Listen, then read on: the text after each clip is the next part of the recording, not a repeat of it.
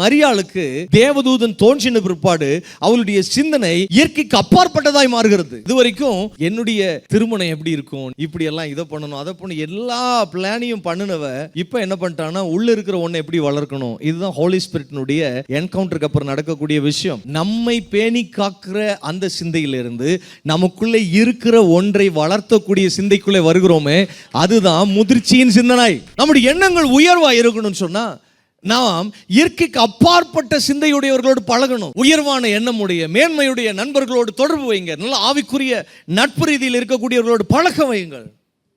ஆவிக்குரிய காரியங்களை பேசணும். தேவன் உங்களை ஒரு இடத்துல தொடர்பு படுத்தும் பொழுது உங்களை விட ஒரு சில அனுபவம் உடையவர்களோடு உங்களை கர்த்தர் தொடர்புபடுத்துவார். தேவன் ஒரு இடத்திற்கு உங்களை போக சொன்னால் அவருடைய ஆவியானவர் நீங்க எங்க போகணுமோ அது வரைக்கும் உங்களை நடத்திட்டே வருவார்.